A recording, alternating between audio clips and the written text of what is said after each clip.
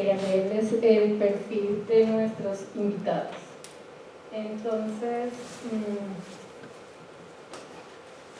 vamos con Alfredo. Él es licenciado en etnomusicología, como ya lo dijo Sebastián, de la UNAM, maestrante en estudios de arte de la Universidad Iberoamericana y actualmente es coordinador del Departamento de Educación Continua del Instituto de Investigaciones Antropológicas de la UNAM y recientemente es nombrado investigador por el Laboratorio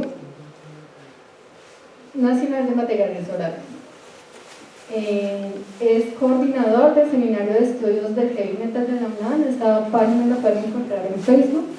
Hay charlas muy interesantes y también hay eventos como este de corte académico y otras reuniones virtuales.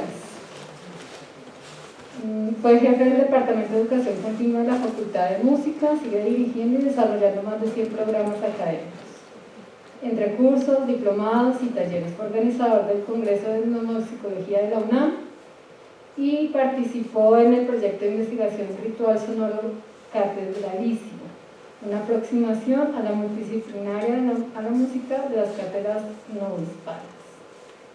Entre todos sus artículos,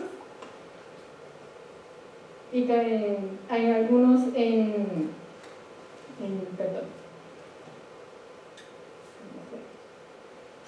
sobre la música hispanoamericana, las mujeres en el piano en el siglo XIX, campanas de la Catedral Metropolitana, iconografía musical, rock y la escena del metal en México. Es miembro y organizador de la próxima conferencia bienal de la International Society for Metal Music Studies a realizarse en la Ciudad de México el próximo 2022.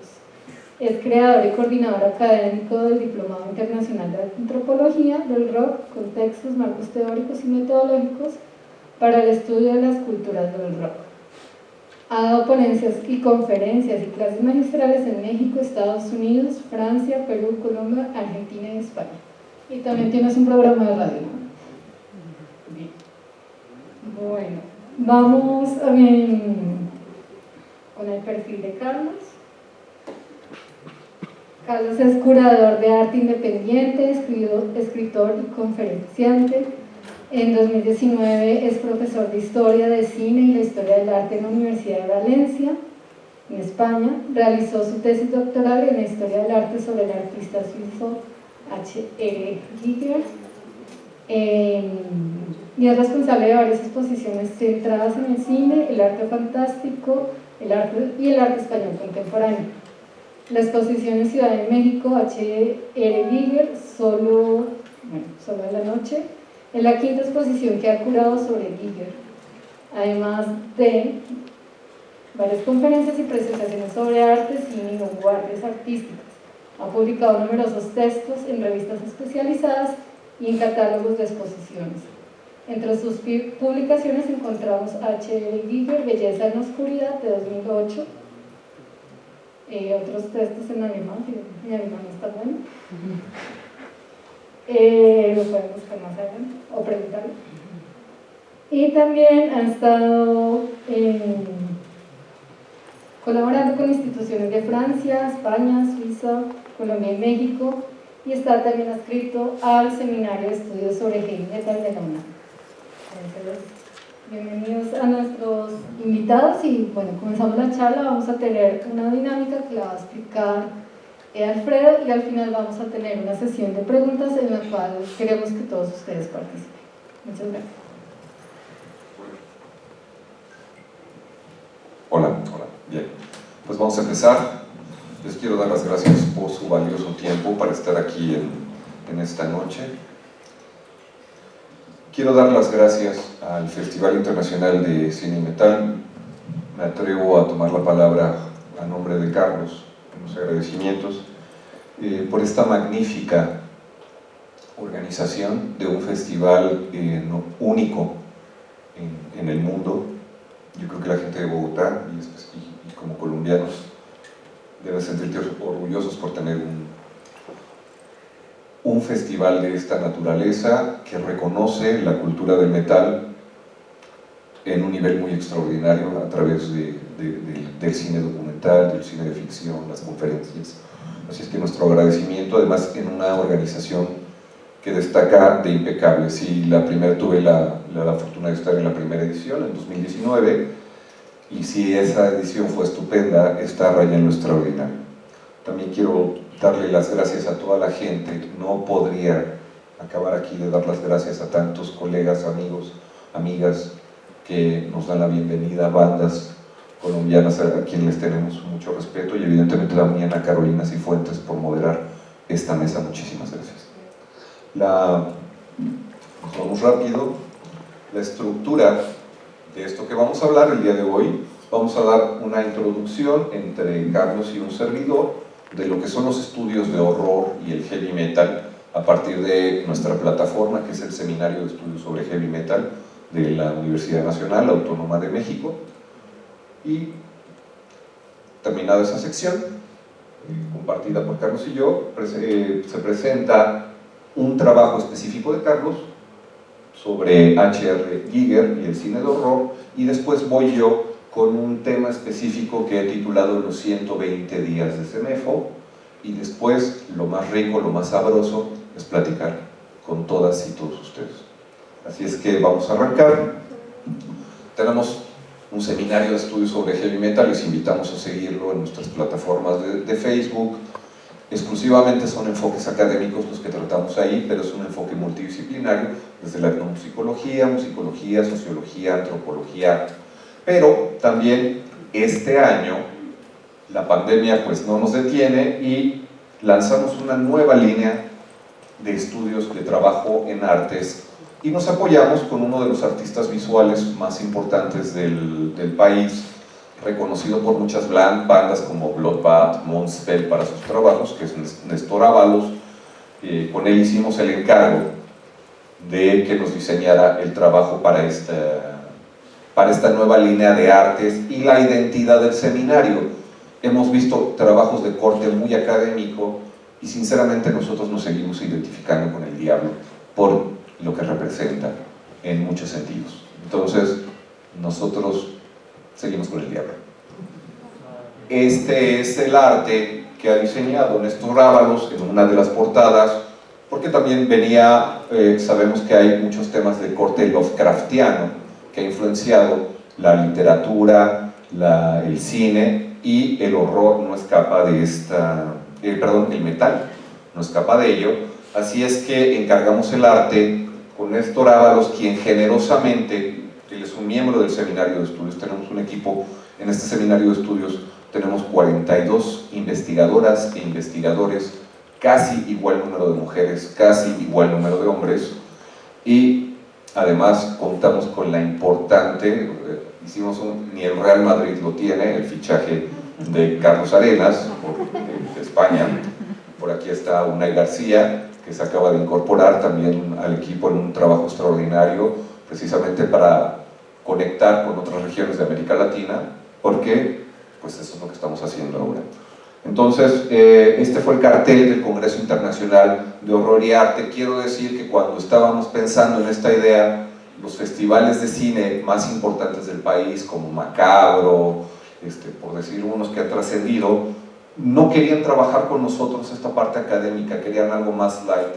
Y yo estaba seguro, y cuando lo platicábamos con Carlos, estábamos seguros de la potencia que esto tenía desde una perspectiva académica, y eso es lo que van a ver ahora.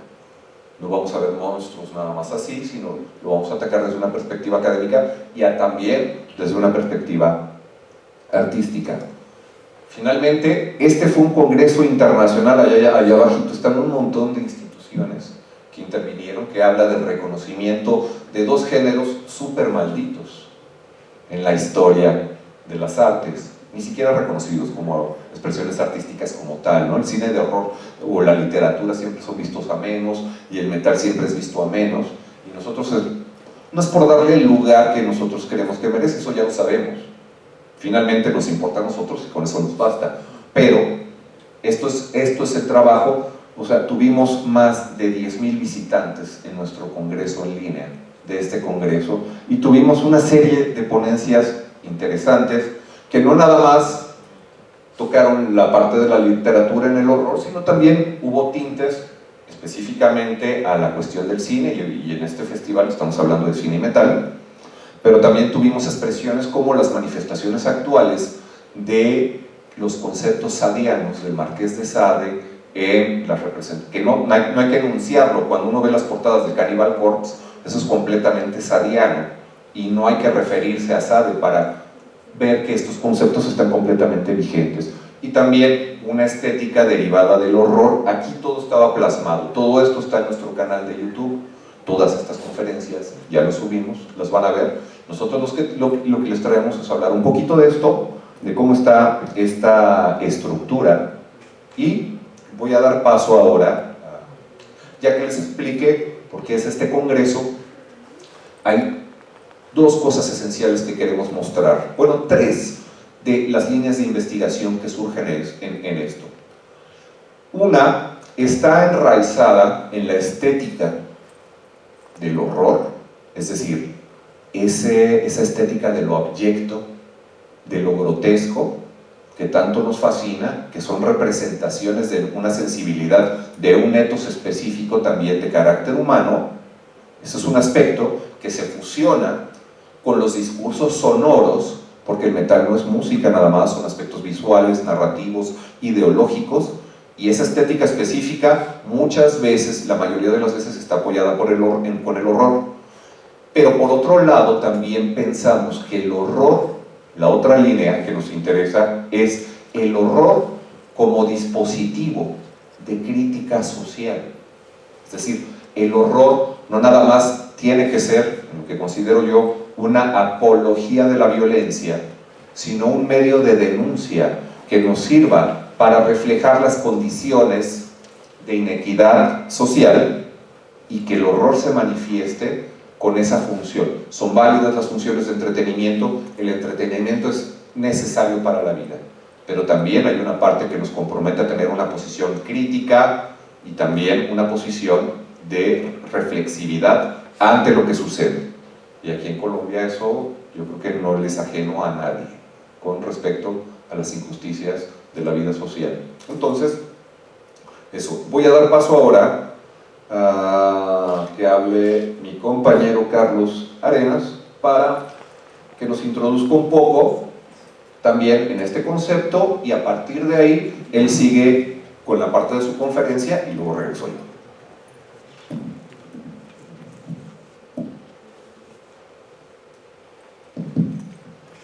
Muchas gracias, Alfredo, por la presentación. Es un placer compartir contigo esta ponencia, y bueno, también agradecer a Carolina la presentación y la introducción que nos ha hecho tan espléndida, y sin duda quiero agradecer, por supuesto, al FICIME y a su director Sebastián Alvarado y a todo su equipo la invitación. Yo estoy muy feliz de estar aquí, es mi primer viaje a Bogotá, y creo que no será el último, porque me está encantando la ciudad, la gastronomía, la gente, todo me gusta. Así que, bueno, vamos a hablar de horror y metal. Ahora estaba viéndolo desde aquí, desde esta perspectiva, no me había fijado, pero parece que lo del año cero estemos anunciando la llegada del anticristo, ¿no? También es un tema muy recurrente en el cine de horror. Pero bueno, después de la introducción que ha hecho Alfredo, desde un punto de vista académico, también nos interesa mucho vincularlo desde un punto de vista lúdico, todos estos temas, y desde el punto de vista del entretenimiento, porque sin duda alguna el género, el heavy metal y el cine también son para disfrutar y para gozar, ¿no? Y ese es un aspecto que creo que todos tenemos muy presente, porque todos somos de alguna manera fans del metal. Bien, horror y metal, cine y metal. Horror y cine son palabras que de alguna manera siempre empleamos a diario. Yo al menos en mi ámbito las empleo constantemente, y además creo que no estoy solo, por lo tanto somos cada vez más aquellos que disfrutamos de todos estos temas. Y es que hay una conexión muy poderosa entre estas palabras que están cargadísimas de significados y de emociones. Realmente cuando surgió el metal como expresión musical, que fue, según coincidimos todos, hacia finales de los años 60, una de las cosas que realmente lo diferenció claramente de otros estilos o tendencias musicales del momento fue su claro vínculo con el horror, especialmente con el cine. En aquellos años los grupos hippies, los grupos de pop, de rock, de folk, no tenían una clara vinculación o inclinación hacia las temáticas más oscuras. Sí que es cierto que había bandas como por ejemplo los Rolling Stones, que le dedicaban una canción a Lucifer, Sympathy for the Devil, pero más bien eran apuntes, digamos, anecdóticos, y no fue hasta el año 69-70, cuando llegó esta banda que todos conocemos, Black Sabbath, cuando realmente se da pie, se inaugura un nuevo género, una nueva tendencia que en aquel momento, pues, poco a poco empezó a surgir y a cautivar a más público. Aquí tenemos una imagen de este grupo que todos creo que hemos escuchado alguna vez, y que no lo haya hecho ya tarda en ir a escucharles. Pero bueno, como muchos sabréis que el nombre del grupo, el nombre que lo identifica, procede de una película de terror italiano de Mario Bava, que es uno de los genios del giallo y del terror de todos los tiempos, cuya traducción al inglés precisamente fue Black Sabbath. Esta era una película del año 63 y de ahí tomaron el nombre, la banda. Entonces esto ya es una clara declaración de intenciones. La relación con el cine es obvia, y es que además en esta película el protagonista era nada más y nada menos que Boris Karloff, el icono indudable del cine de terror de la Universal, caracterizado como Frankenstein, como otros personajes como la momia, y en fin, y esta película de alguna manera es un referente fundacional del heavy metal. Además, Black Sabbath en una de sus primeras canciones se inspiraban en una novela del ocultista Dennis Waitley, que era en aquellos momentos un bestseller en Inglaterra, y que, por cierto, fue el guionista, también hizo una novela, The Devil Rides Out, La novia del diablo, que también inspiró otra película de cine, de la Hammer, que era en aquel momento el sello de productora de cine más destacado. Y bueno, yo creo que las conexiones desde el inicio del cine, del metal y del horror quedan clarísimas. Además de ello, la literatura, como iremos viendo, también es el otro punto de anclaje fundamental de la música, porque sin estos elementos prácticamente sería imposible hablar de heavy metal, como iremos comentando. Y bueno, poco a poco, durante los 70, muchas otras bandas fueron inspirándose en el cine. Alguna que se me ocurre ahora, Iron Maiden, el propio Ozzy Osbourne, Motorhead, Alice Cooper, Metallica después, en fin, las referencias y las uniones entre el cine y el metal han sido constantes desde sus inicios. Y otro punto de anclaje muy importante es el arte, el diseño gráfico. Yo creo que con esta portada, también otra declaración de intenciones de la banda Black Sabbath, donde veíamos una figura tenebrosa que habitaba un bosque, ahí delante de una casa, ¿no? ¿Esto qué es? ¿No? Ahí dentro, ¿qué puede suceder? Pues seguramente nada bueno, ¿no? Nada agradable a primera vista. Y bien, y con esta imagen se presentaban ante el mundo, y después, a partir de ahí, todo un imaginario increíble de elementos lúgubres, macabros, ocultistas también, diabólicos, etcétera, etcétera.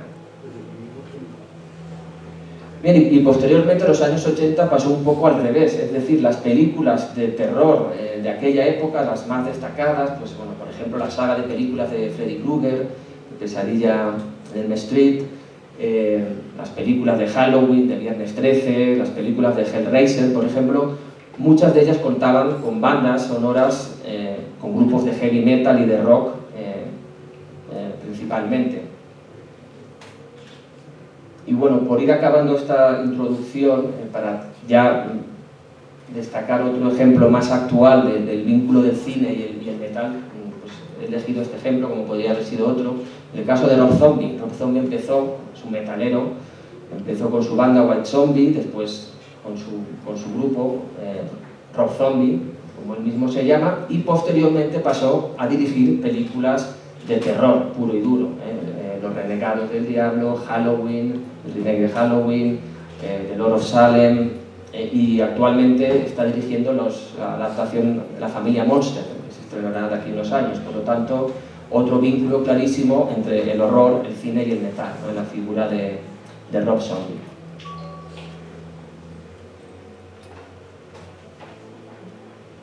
Bien, y después de esta introducción, de alguna manera, para reforzar algunos de los aspectos que había comentado Alfredo, pues vamos a iniciar una presentación ya más específica sobre la relación que tiene uno de los artistas más destacados del siglo pasado y del actual también, el suizo H.R. Giger, con el cine de horror. Bien, H.R. Giger decía que es uno de los artistas más importantes por muchos motivos. Uno de ellos es por su influencia precisamente en el mundo del metal y en la cultura popular, por el imaginario que ha desplegado, que ha inspirado a artistas de muchas disciplinas, no solo la música, también del arte, del cine, del cómic, del mundo de los videojuegos, del tatuaje, de la moda, en fin. Yo creo que por ello es un artista destacado y es una fuente inagotable de inspiración, porque actualmente todavía muchos artistas siguen viéndose reflejado o lo buscan a veces en sus pinturas o en sus dibujos para inspirarse y crear obras musicales. Bien, para entender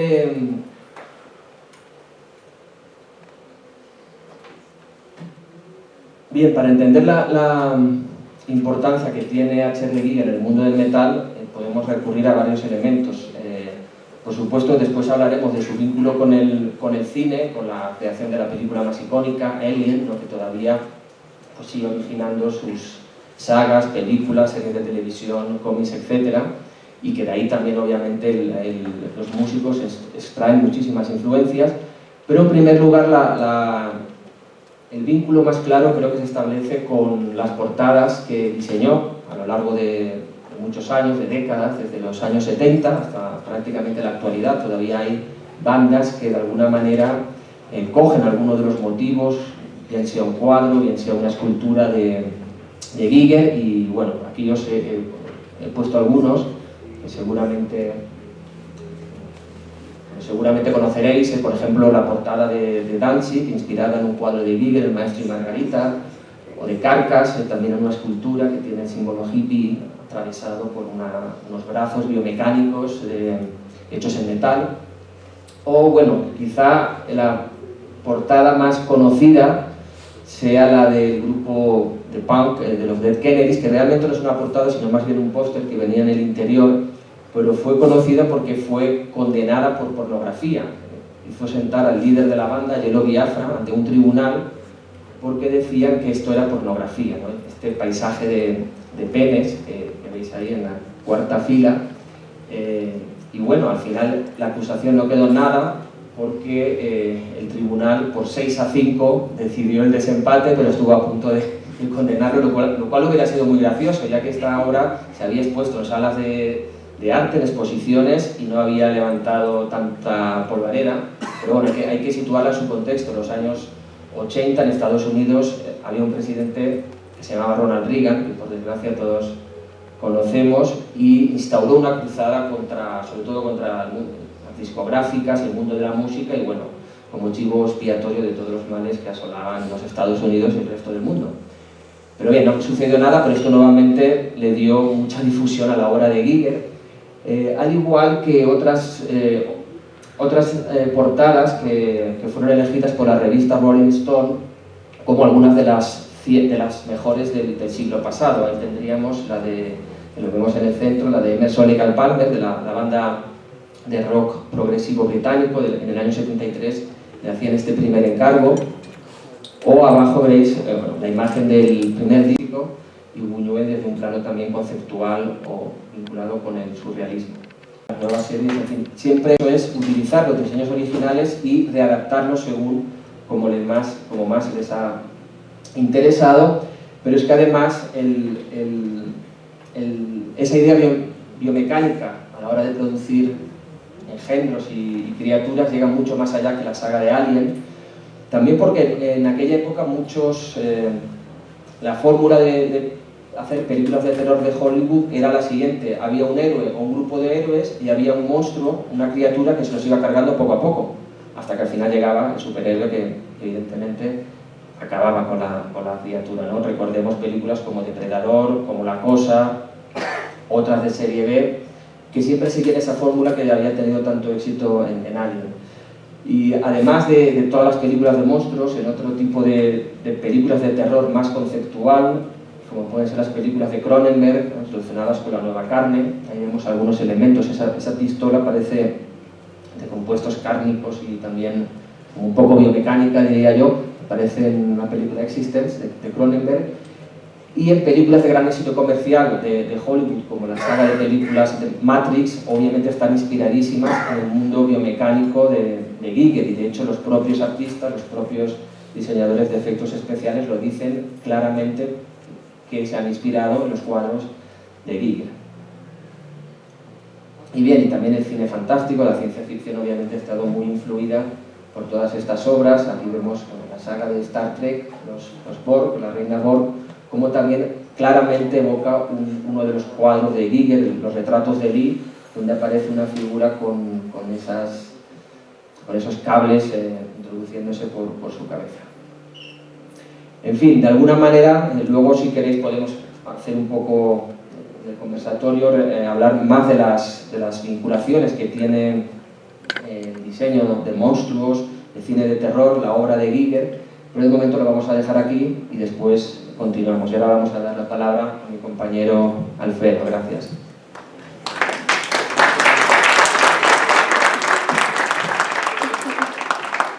Muchas gracias, Carlos. Pues precisamente era parte de esta exploración estética a partir del horror que estábamos comentando en la primera parte. Bueno, vamos a dar un giro. Vamos a dar un giro ahora hacia otra propuesta que he titulado Los 120 días de Semefo. Ahí hay un juego haciendo referencia a la novela del Marqués de Sade, Los 120 días de Sodoma, pero me voy a enfocar en una propuesta artística de un colectivo mexicano titulado Semefo, que quiere decir Servicio Médico Forense. Entonces voy a leer unos pedacitos, pero también voy a ir explicando poco a poco.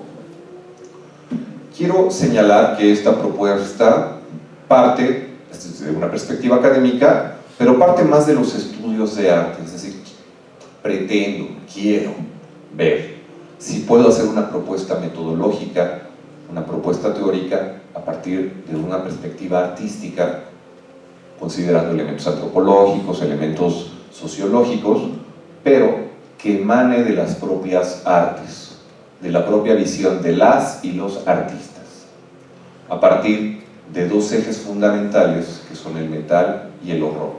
Pero estos fenómenos en el buen sentido de la palabra, metal y horror, como fenómenos multisensoriales. Hay que recordar que, como decía al inicio de la charla, las manifestaciones artísticas que se refieren a la cultura popular, como puede ser el metal, como puede ser el cine de horror, difícilmente son mal comprendidas por la academia, porque no entienden la complejidad a que se refieren estas. Voy a hacer un ejemplo. Y me encanta la música llamada académica, no me gusta el concepto de música clásica, por así decirlo, pero a partir del siglo XVII, siglo XVIII, se especializa, despoja su carácter ritual, corporal, que involucra los más sentidos, para centrarse solamente en la escucha. Por eso los conservatorios de música específicamente nada más se enfocan a lo sonoro, a la parte armónica, melódica, de estructura musical, y dejan de lado toda la riqueza que tenemos en una expresión como el metal. En una de mis tesis de muchas investigaciones sostengo que el metal es una performatividad permanente, es decir, no es un estilo de vida, es un ritual artístico que se termina para la persona que es metalera hasta que se muere. Es decir, y si no, véanlo cómo se visten ustedes, cómo se mueven, cómo caminan, cómo hablan dentro de los espacios del metal. Entonces, yo estoy apuntando a una ritualidad performativa multisensorial que se deja de lado para los estudios del metal.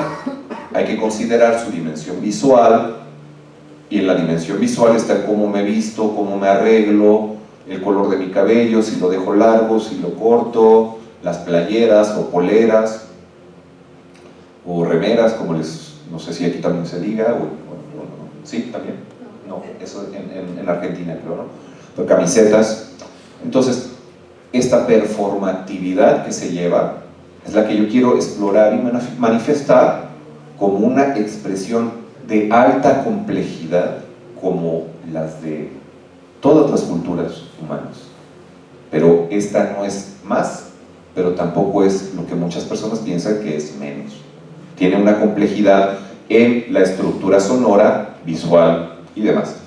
Y también me apoyo prácticamente en la antropología de los sentidos, con muchas, a partir de la fenomenología de Merleau-Ponty, del sociólogo y antropólogo Marcel Mauss, pero también de investigadoras en danza como Silvia Citro en Argentina, o investigadora mexicana Hilda Islas, también bailarina, o propuestas como la antropología de los sentidos de la antropóloga mexicana Lidia Domínguez, por mencionar algo. O sea, todo esto lo voy a tratar de basar, todo esto que voy a referir, ¿ok?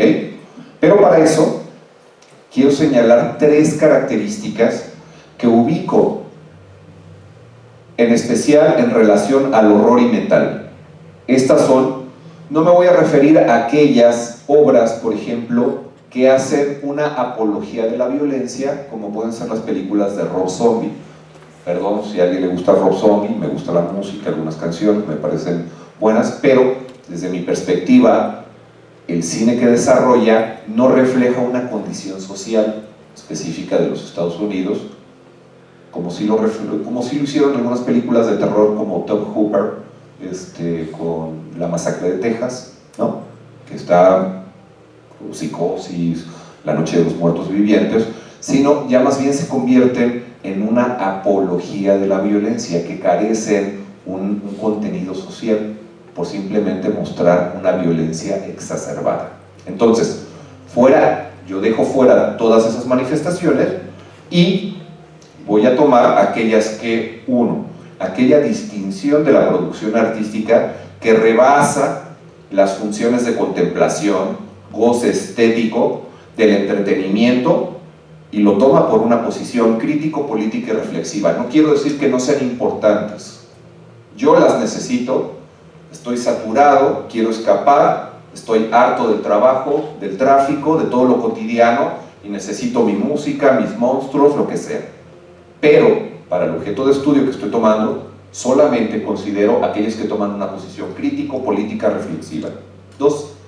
Las emociones, que son producto de la obra, lo que genera la obra, y que conecta con esas reflexiones de las y los creadores, espectadores, en un tiempo y lugar. Es decir, las posiciones crítico-políticas reflexivas que tomaron las y los artistas, y que cuando crean su obra me va a generar una reacción en mis sentidos, y voy a reaccionar ante ello, y va a venir un sentido de reflexión, me va a desencajar ese arte para entrar en un estado reflexivo. Entonces ya queda superado el entretenimiento, ya queda superada la contemplación, la obra de arte por la obra de arte. Estoy entrando en otra, y no quiero decir que sea una fase superior ni nada, simplemente es diferente. Estas autoras y autores los pongo aquí porque fueron los que emanan en este sentido reflexivo del Congreso Internacional de Horror que hicimos. Claudia Mosqueda, a partir de atribuir conceptos definidos después de un análisis filosófico, categorías que pueden ser de lo siniestro, es decir, definir lo siniestro en función de las obras y de lo que estamos viendo. Amanda Di Gioia, porque ponía un posicionamiento feminista a partir también de las representaciones en horror que abusan en el metal y en el horror, ¿sí? Y que ponen a la mujer, o sea, la mujer ha sido satanizada, por eso ponemos esta imagen de la película Hexen, porque ha sido a través de la historia la mujer víctima de ese patriarcado, donde la mujer se somete, sea bonita, sea lo que sea, la someten a una serie de juicios y ha sido víctima de espacios sociopolíticos y culturales. Ignacio Pizarro, con una reflexión a partir de los contextos políticos que surgen en la Argentina, reflejada en bandas como Poseidótica, en el contexto metalero argentino, Iris Mójica, muy relacionado a este tema que yo voy a tratar con Teresa Margoles, pero reflejado más en la estética producida, y junto con Omar González, también de nuestro seminario de metal en México, que van a una exploración de la narcoestética reflejada en los grupos de grindcore, sobre todo de la frontera del país, Tijuana, Ciudad Juárez, con altos índices de violencia, criminalidad, feminicidios. Entonces por ahí va este tipo de propuestas son las que nos interesa explorar en este apartado de los estudios de arte que tenemos en el seminario. Bueno, yo voy a tomar dos ejes para analizar el horror como un dispositivo para la inequidad social, para un posicionamiento crítico reflexivo, que son la obra de Pier Paolo Pasolini, Los 120 días de Sodoma, y el performance del colectivo SEMEFO, Servicio Médico Forense de México. Entonces, vamos a leer un poquito. Bueno, pues Saló, Los 120 días de Sodoma, fue la última obra del cineasta, periodista, filósofo, poeta y escritor italiano Pier Paolo Pasolini. Su posición como artista fue nutrida por su adscripción al Partido Comunista Italiano, desarrollando rápidamente como poeta discursos contrarios a lo establecido por una sociedad italiana de valores cristianos. Su incursión en el cine integraría su perspectiva filosófica y establecería su vínculo con obras literarias que trasladaría a los contextos sociales de su tiempo y experiencias vividas.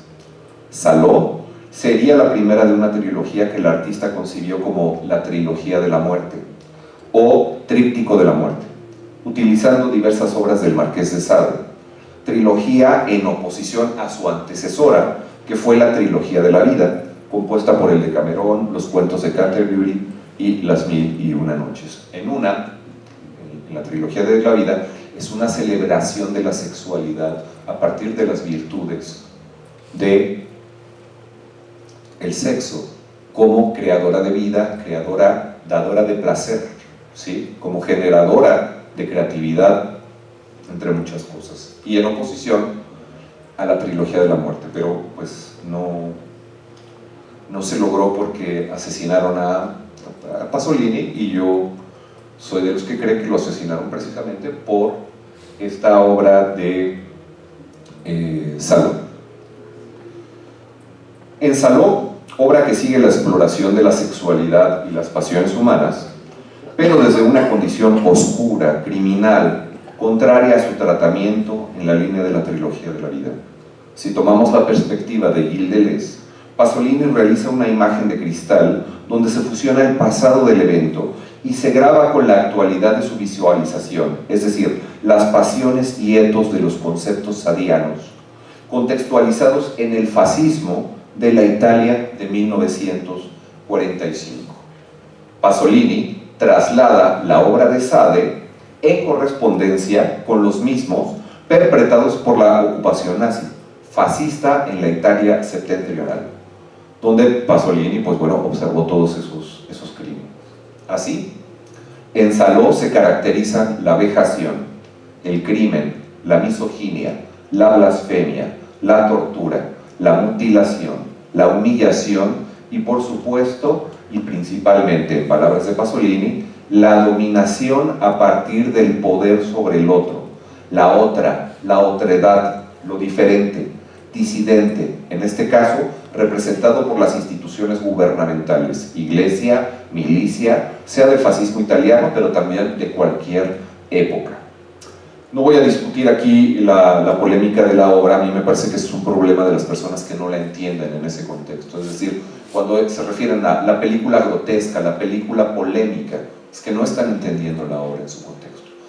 Más allá de una obra de arte, es una obra de denuncia a partir de las vejaciones que ocurren única y sencillamente por la cuestión de poder de las personas sobre otras, y esto es lo que nos entrega Pasolini, tomando toda la obra del Marqués de Sade y representándola a través de, a mi parecer, actuaciones magistrales de las personas que están, de las personas que sustentan cada uno de los poderes y que están retratadas en la obra de Sade. Saliendo un poco de esta perspectiva y trasladada a otros contextos cinematográficos del cine, tenemos como ejemplo la obra del mexicano Jorge Michel Grau, donde una familia caníbal, ante la muerte del padre, enfrenta el duelo y la necesidad de resolver sus necesidades alimentarias. Pero el tratamiento y contexto que superpone la obra son las víctimas de la familia antropófaga. El alimento es la liminalidad, la vulnerabilidad de una urbe como la Ciudad de México, la niñez y vejez en condiciones de calle, indigentes, comunidad lésbico, gay y trans que ocupa las noches de las calles junto a aquellas personas que se dedican a la prostitución y los taxistas. Es decir, el alimento es la capa más vulnerable de la sociedad mexicana como víctima de los crímenes urbanos. Jorge Michel Grau traslada una obra de terror, de caníbales, únicamente para demandar la inequidad, la injusticia social a partir de en esta representación. Quiero señalar aquí también algunas referencias en relación al cine de horror y la condición social, como la de la película Night of the Living Dead, que además de representar a las sociedades alienantes estadounidenses construidas desde los medios de comunicación, introduce para el año de 1968 en su rol protagónico al actor Duane Jones, en un claro ejercicio provocador por el racismo exacerbado en la época. Y bueno, en consonancia, ya entrando a aspectos de la música, yo quiero señalar cómo el terror y el horror se puede reflejar a partir del metal en esta perspectiva de denuncia social.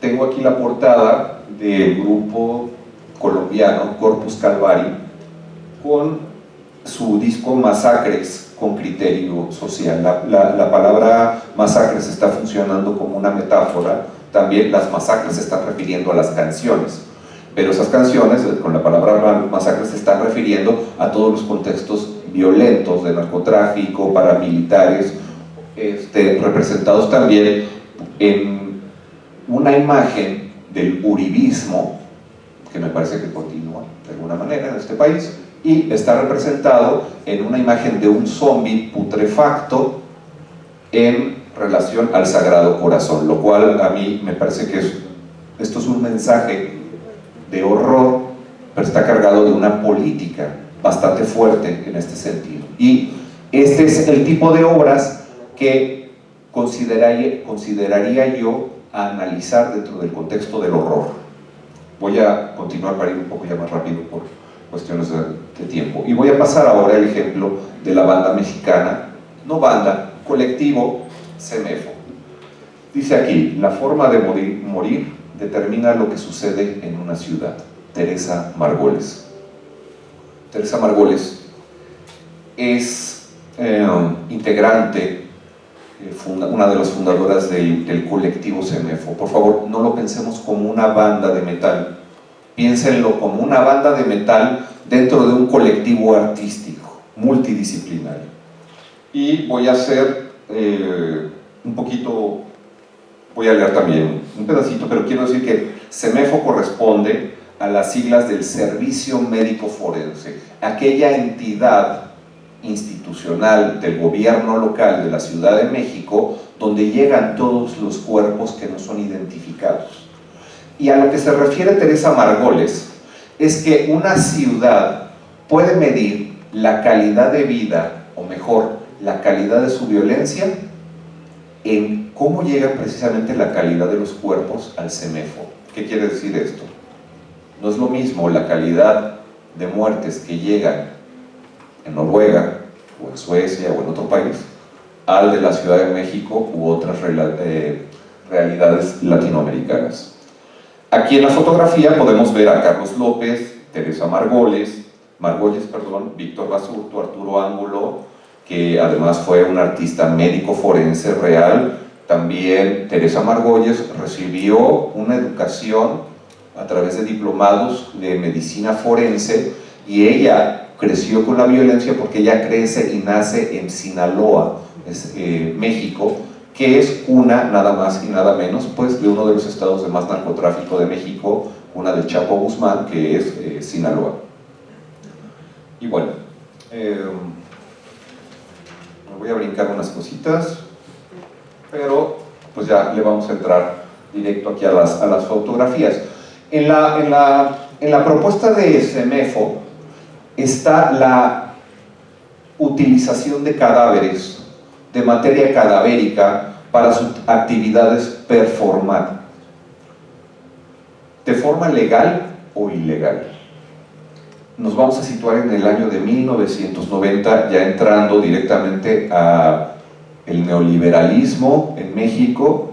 Había llegado Carlos Salinas de Gortari a la presidencia de México, y en estos performances que va a desarrollar CEMEFO son la ruptura a nivel, no nada más nacional, sino a nivel mundial, de la utilización de materia cadavérica para sus exposiciones. Y ustedes ya pueden apuntar y ya se pueden imaginar el tipo de críticas que recibía CEMEFO por trabajar con la materia cadavérica. Esto los conseguían en los rastros cuando se trataba de animales, pero el problema era cuando utilizaban cadáveres humanos para las representaciones performativas artísticas. Dentro de este performance subyace una crítica social, y es esa, que se refiere a que la calidad de los cuerpos que nadie reclama en los servicios médicos forenses va a ser la calidad de vida, el nivel de violencia que sufre una ciudad. Por lo tanto, aquellos cuerpos que no son reclamados, con grandes impactos de bala, a través del narcotráfico, de violaciones, de asaltos, de riñas de tipo del crimen organizado, es lo que ellos van a tratar de reflejar como colectivo. Hay una banda de metal, casi en todos los libros que se refieren dentro de la historia del arte, pues se refieren al trabajo de Teresa Margolles, específicamente por la utilización de materia cadavérica, pero la banda, el origen de CEMEFO está en la banda de metal del mismo nombre, que tocaba una especie de thrash, doom, death metal en su exposición. Voy a poner algunos ejemplos de cómo esta materia cadavérica era usada. Muchas veces en las exposiciones de espacios oficiales, las obras tenían que ser retiradas con tiempo porque ya el olor a putrefacción era muy grande y no podía, era insoportable. Entonces, si la exposición estaba pensada para 3 semanas, pues a la semana ya la quitaban porque eso olía bastante mal. También quiero señalar esta cuestión. Cuando un cadáver o una pieza como esta lengua es presentada en un museo institucional, es como si aquí en el Museo Nacional o en la Cinemateca o en el Planetario venimos y ponemos una cabeza decapitada y la mostramos y decimos que es arte. ¿Ok? Luego nos debatimos en aspectos ético-morales. La pregunta aquí es, ¿quién les dio permiso para traer eso y quién les dio permiso para mostrar eso? Y ahí radicaba la principal crítica de CEMEFO, porque ¿cómo es posible? O sea, el cuestionamiento es ¿cómo es posible que yo te esté mostrando esto en un espacio institucional? Y lo que estoy develando a partir de esto es la putrefacción, pero de las instituciones, que me permite de un modo corrupto, porque esto no lo puedo comprar en la tienda o en el Oxxo, o sea, tengo que ir al servicio médico forense o a ver de dónde lo saco, o yo asesinar a alguien para poder mostrar. Esa lengua que está mostrada ahí es de un chico punk, porque tiene un piercing, y fue aquí lo que Teresa Margolles quería mencionar es mostrar todas esas muertes que no cuentan para el Estado, que son esas muertes anónimas que están representadas a partir de la liminalidad del conurbado, de la periferia, como muchas de nuestras realidades. Nos puede gustar o no, podemos estar de acuerdo, particularmente no les cuento, este punk fue reclamado por su mamá, pero no tenía dinero para el sepelio, y Teresa Margolles le ofreció pagar el sepelio le solicitó únicamente cercenar la lengua para poderla mostrar en la exposición. Cuando la gente iba a las exposiciones, pues entraba y había una cámara que les decía, bueno, pues ahorita va a haber unas burbujitas, y la gente pues pinchaba, hay un simbolismo muy fuerte ahí, pinchaba estas burbujitas y la gente estaba muy feliz, y cuando salía pues les decían que estas burbujas estaban construidas a partir de los fluidos, ¿no?, de los cadáveres de las personas que habían sido asesinadas de forma violenta. Y entonces ahí está jugando con una metáfora de la fragilidad de la vida, de la burbujita, pero que también está jugando con la posición que nosotros tenemos ante la vida y ante las personas que fallecen, es decir, la indiferencia ante todas esas personas que fallecen, que no nos interesan por cuestiones políticas. Me voy ya para casi terminar. Dice Grupo Semefo: una aproximación estética no tanto al tema de la muerte como al de los cadáveres en sus distintas fases, incluyendo sus implicaciones socioculturales. Es decir, cómo un cadáver representa en vida o en muerte diferentes procesos ligados a la vida política del espacio donde vive. Esta es una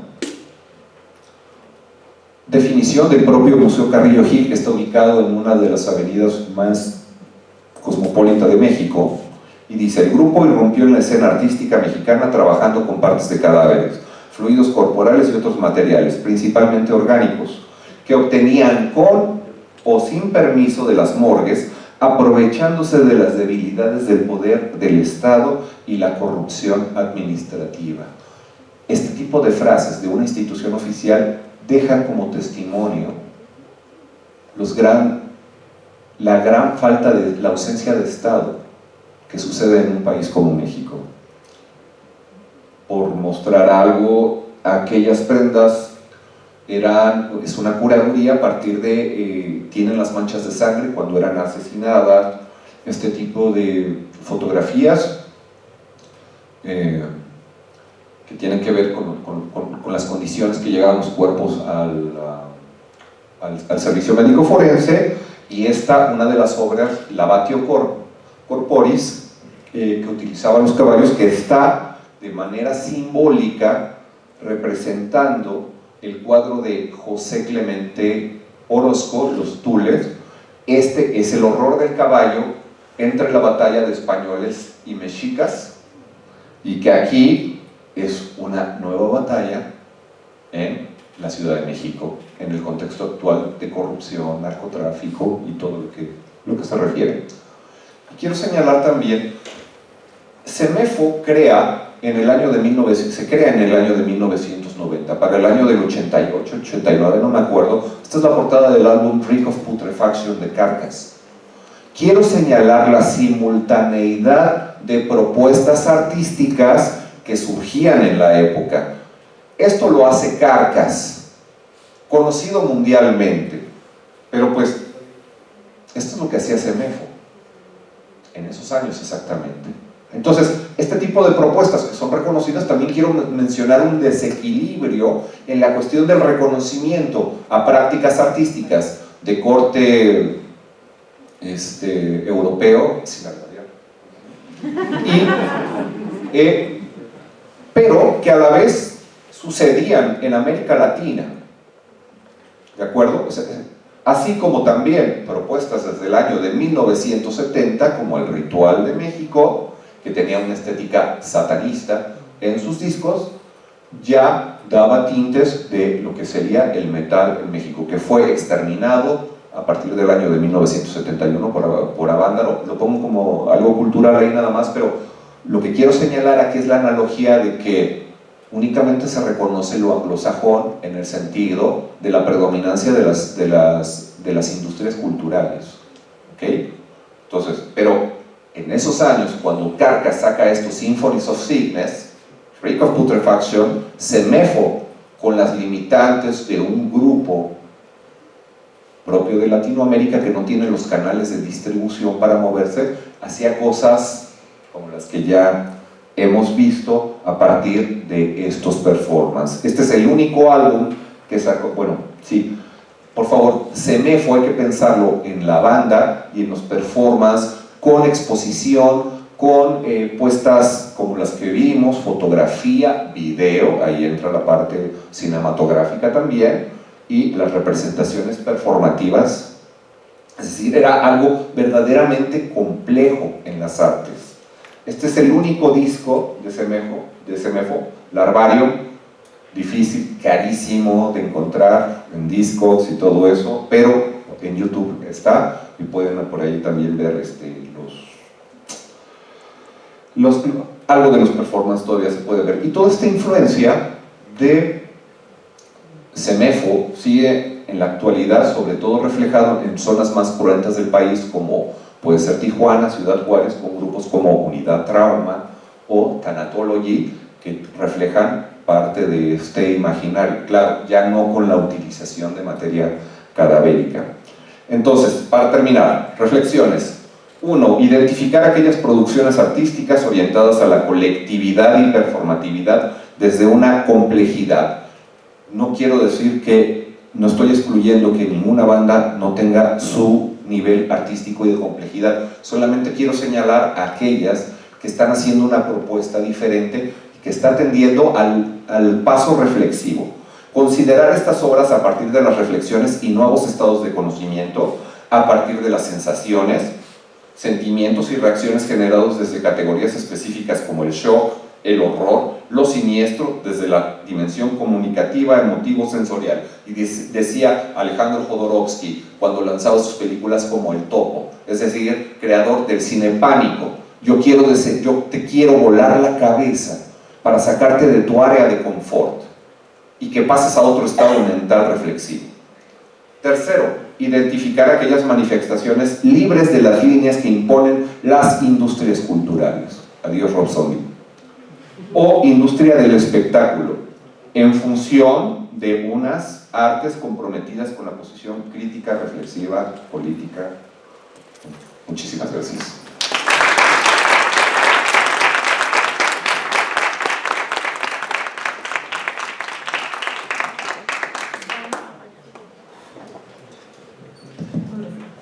Bueno, agradecemos mucho a Alfredo y a Carlos por tan excelente exposición y esperamos que ustedes comiencen de una vez con las preguntas. Entonces, alzamos la mano y comenzamos a dar la palabra. ¿Preguntas? Jitomates, abucheos, estamos acostumbrados.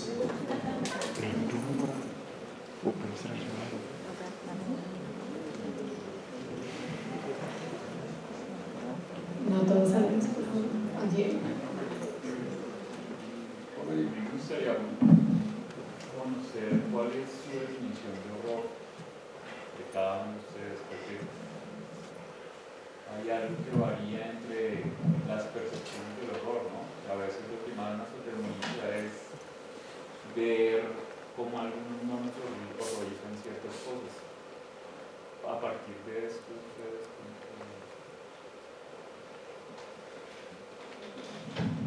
Bueno, el horror es una emoción, entonces es una emoción primaria. Yo creo que todos experimentamos muchas veces en nuestra vida y a lo largo de la semana y a veces, por desgracia, en un mismo día, esa sensación.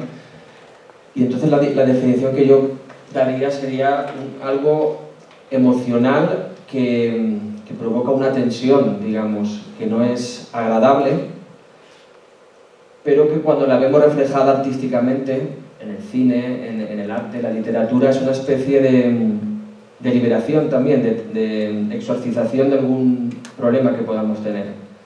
Yo, por ejemplo, cuando veía ahora la lengua punk de Margolles, me aterrorizaba. O sea, me daba más miedo observar esto que el monstruo de Alien. No sé, esa es mi percepción ahora. Yo creo que es una reacción personal a algo. Muchas personas no se horrorizan con lo mismo. Y por lo tanto, pues no sé, esa sería una cosa personal que provoca una sensación desagradable. Podría ser una definición muy, muy básica. Me parece la pregunta sencilla y esencial. Sencilla porque es difícil definir el horror, a diferenciarlo de otros conceptos que puede ser el terror o lo siniestro. Entonces me parece que tiene que ver con una cuestión en intensidad de las reacciones fisiológicas que responde el cuerpo, pero también en una medida cultural. Es decir, el horror que representa, por ejemplo, esto que está diciendo Carlos es muy fuerte. Desgraciadamente nosotros en Latinoamérica el horror es más cotidiano, este tipo de cosas que vemos, al propio horror que se consume en Europa. O sea, es una diferencia cultural.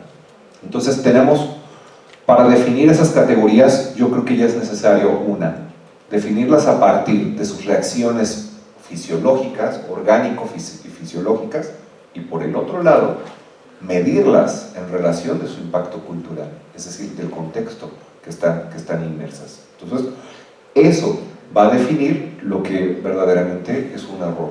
Nosotros, lo voy a decir tal cual, o sea, los metaleros queremos ser muy malos en apariencia, y la realidad cotidiana nos rebasa en esa maldad estética nada más que tenemos. Yo no quiero caer en eso, o sea, yo prefiero que la gente sea mala en estética y que parezcamos malos, pero hay otra realidad de cuello blanco, política, que es atroz, rapaz, y esa es la que verdaderamente yo le tengo pavor, ¿no? Gracias. Es que yo creo que es imposible dar una definición porque es un concepto muy complejo, ¿no? Como está comentando Alfredo. Nos podemos aproximar, yo creo que desde la experiencia, pero por ejemplo, horror es también ver cómo un volcán entra en erupción y la lava entra en tu casa, ¿no? Por ejemplo, esto está sucediendo en una isla en España, y eso es horror, ver cómo todo lo que tienes desaparece en minutos, ¿no?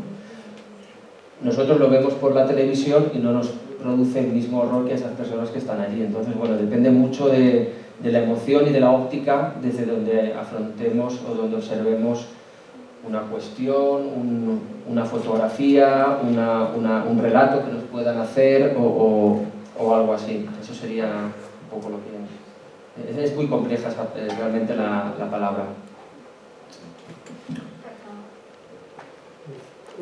Hasta donde yo tengo entendido, el terror se refiere más a un miedo extremo, como a un susto muy exagerado. Es decir, en este caso, Carlos estaría hablando más del terror, mientras que Alfredo del horror, porque el horror no se refiere al monstruo que nos asusta, sino a aquello, por ejemplo, los cadáveres, no le da uno miedo que se vaya a levantar esa lengua, sino aquello que refleja algo que nos causa una repulsión tremenda. Entonces iría como en la diferencia entre susto y rechazo, lo que es terror y horror. Y otra cosa, respecto a lo que tú decías, Alfredo, me parece que tratas de darle como una prelectura a la obra de arte, porque no toda, por supuesto el artista tiene una intención, ¿no?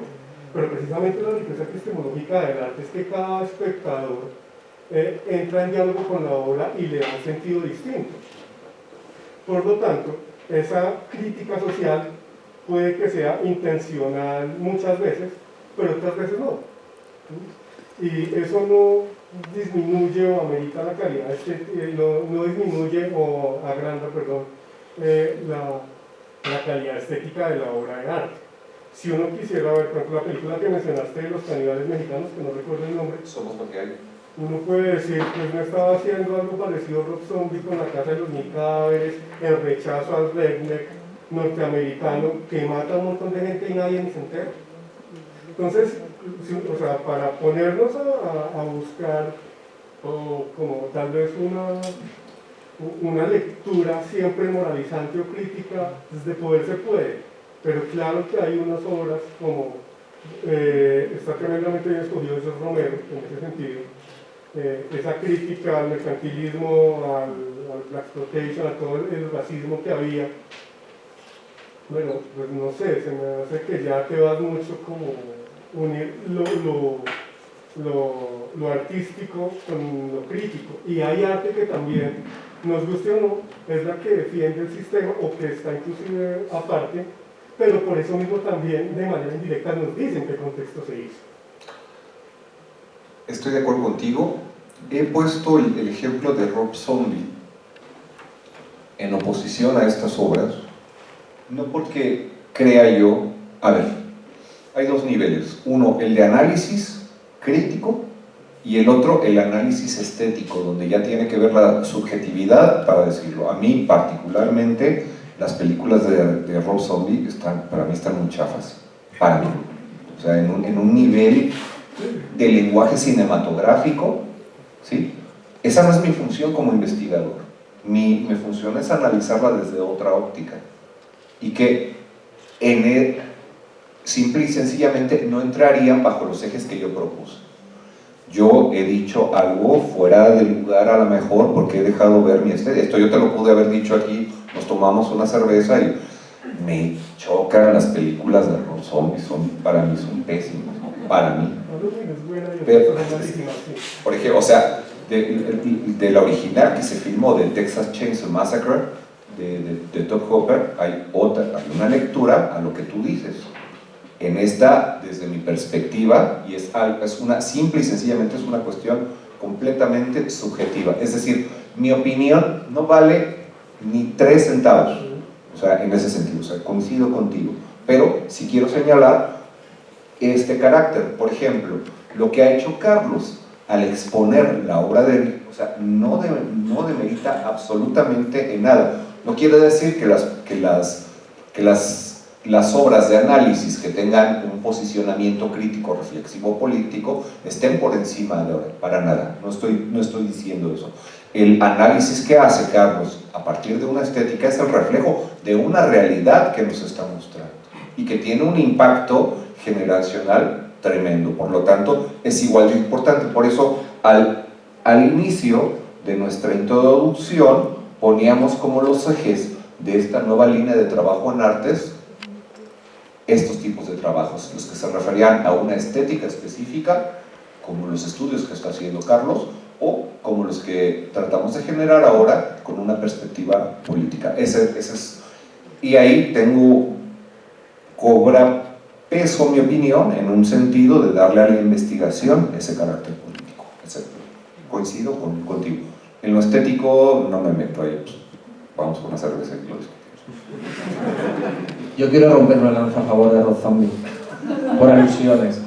A ver, no es mi cineasta favorito, eso que quede claro, pero el cine desde sus orígenes es espectáculo, y el cine desde sus orígenes, una de sus mayores ambiciones es lograr que llegue a la gente y que se venda, es una mercancía también, es decir, el cine tiene que vender, el cine es intrínsecamente un espectáculo y después se convirtió en una obra de arte. Yo creo que el cine de Rob Zombie, bueno, no tiene grandes películas, bueno, yo tengo dos, creo que La Casa de los Mil Cadáveres y Los Renegados del Diablo, sobre todo esa segunda, sí que llega a un nivel interesante cualitativamente, pero yo creo que no hace... Lo que es hacer apología de la violencia creo que es más bien una reflexión sobre la violencia, de la misma manera que las películas de Tarantino, por ejemplo, que son ultraviolentas, también se le ha criticado mucho por eso, o las películas de Sam Peckinpah, que fue uno de los primeros que empezó a desarrollar ese tipo de horror en cuanto a la violencia. Yo creo que realmente eran reflexiones sobre el horror y la violencia. En cuanto a lo que hablábamos del concepto, la idea de horror realmente surge en el siglo XIX como una categoría estética por oposición a lo bello. Por lo tanto, desde sus inicios tiene una idea estética, artística y claro, después yo creo que viene toda la parte crítica que comenta Alfredo, porque sería precisamente lo complementario. Yo creo que ambas cuestiones se complementan perfectamente y por eso lo hemos expuesto así desde dos ángulos o desde dos puntos de vista, ¿no? Para ampliar un poco la visión. Pero bueno, vayamos con más preguntas y no, nos quedamos aquí. Sí, y aclarar que, o sea, apenas se está explorando esto. O sea, estos son los primeros trabajos tal cual. O sea, lo discutimos con la gente que invitamos de Europa y, o sea, nos decía, hay 2 trabajos. O sea, con este congreso hicimos 12 trabajos. O sea, ya tenemos una base como para partir. Bueno, mi pregunta es un poco enfocada como a lo ético en términos de la realización. Digamos que, como bien lo menciona Alfredo, en Colombia y en Latinoamérica hablar de horror y terror pues nos aboca a hablar de lo que habla como los Corpus Calvari, ¿sí? Lo que hablamos en términos de las masacres. Para nosotros, digamos, a veces es un poco complejo abordar en términos de los hechos por las víctimas, ¿no?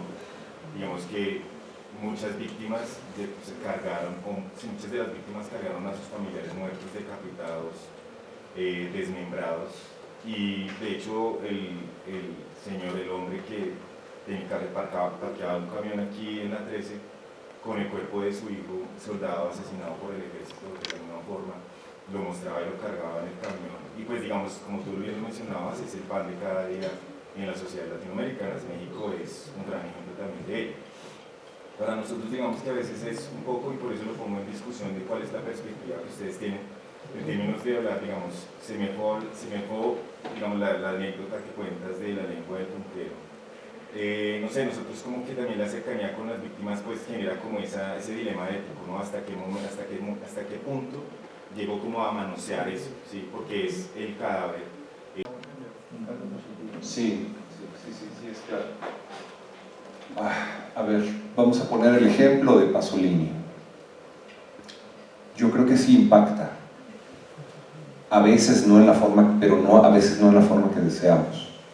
Pasolini hace esta película de los 120 días de Sodoma y lo matan. ¿Por qué? Porque con una película de esta naturaleza tocó las fibras de las cúpulas de poder.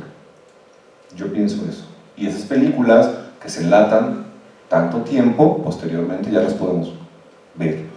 Desgraciadamente, no todas las personas, porque vivimos en una sociedad alienante, consumista, no le pueden dar la lectura adecuada. Por eso vemos, perdón que lo diga, pero debates tontos como las 10 películas más polémicas de la historia. O sea, eso no dice nada. Entonces, la cuestión crítica tiene que venir de otro lado, de construir. Y yo creo que sí abona. O sea, este tipo de propuestas de CEMEFO a mí son desconocidas en México.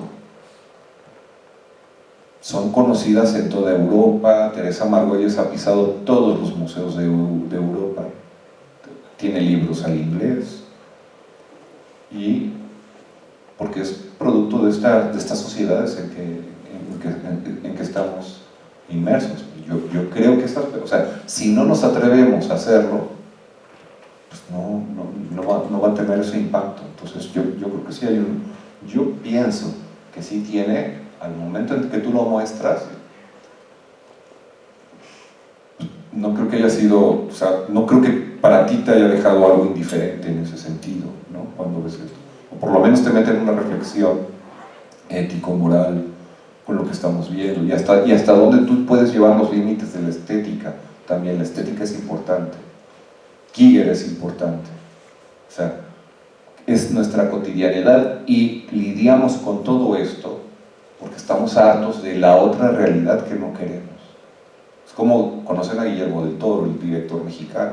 O sea, él vive con monstruos, porque lo decía Carlos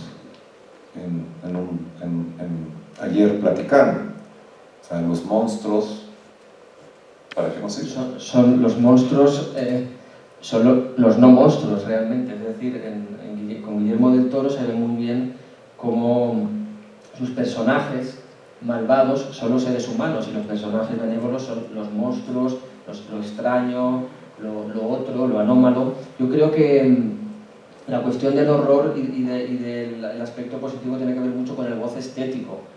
Y creo que entonces la sociedad tiene que admitir todo tipo de goce estético. Uno se puede recrear viendo volar a mariposas y otro se puede recrear viendo a Freddy Krueger no sé, o brujas volando o haciendo un aquelarre, ¿no? ¿Por qué no? Yo creo que si todo lo podemos admitir, entonces estamos valorando un espectro mucho más amplio. Y entonces, desde luego, después del goce estético viene el goce intelectual y vienen otro tipo de sensaciones y de reflexiones. Vamos con la última pregunta. Buenas noches. Bueno, yo quiero hacer una pregunta un poco más personal a cada uno y es ¿de dónde se genera esa atracción o ese interés, gusto sobre esta temática para cada uno de ustedes? Si hubo de pronto alguna pieza musical o artística que los haya atrapado. Es que, como comentaba antes, lo que de alguna manera cuando somos jóvenes disfrutamos es lo que nos marca. Entonces, yo cuando era joven empecé a escuchar música gótica, después música rock, después a ver películas, a leer obras de literatura, y no es que haya ninguna pieza en especial, hay muchas, ¿no? Pues, por ejemplo, la película Alien podría ser una de ellas, ¿no? que me hace que me incline por ese tipo de estudios, y también porque en mi ámbito personal ese tipo de estudios no estaban aceptados, por ejemplo, en la universidad.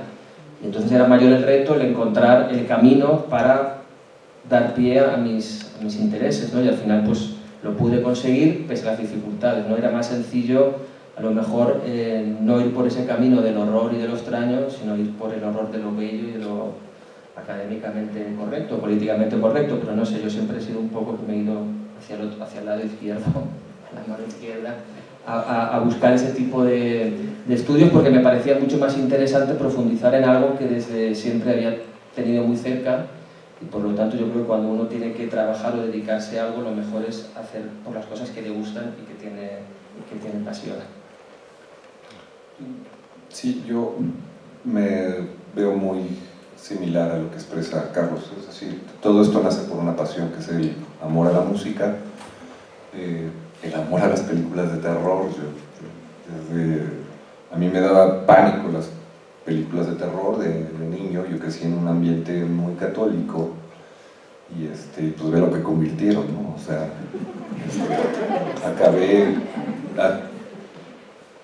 acabé haciendo esto en la UNAM. Entonces yo considero que esto es este tipo de... Yo prefiero ser así, disidente. Me han corrido por hacer esto de mis trabajos académicos y ahora es una de las propuestas más interesantes, frescas y apoyadas en la UNAM, pero pues después de cuánto tiempo. Entonces me motiva mucho, pero también me motiva una realidad, me reta una realidad. Es decir, yo sí era el chico que se compraba cervezas y que se creía súper malo del barrio con la greña larga y todo esto.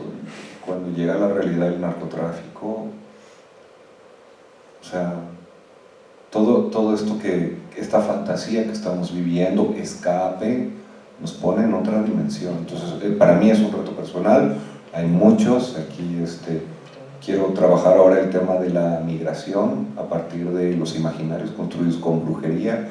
Acá está Unai, que fue tour manager de... ¿Cuántos años, Unai, de brujería? 12 o 13 años, entonces lo voy a explotar al rato con un montón de información y con Juan Brujo y con Pinche Pitch, porque me interesa reflejar ese tipo de cosas. O sea, lo que voy es que yo creo que estos temas son tan importantes, y que ahora, o sea, todo lo que ustedes hacen, lo que nos pasa a nosotros, es importante. Y simple y sencillamente, yo sin esto, mi vida, no sé qué hubiera hecho. O sea, sinceramente, no sé, creo que sería más difícil. Entonces, por eso no. Muchas gracias.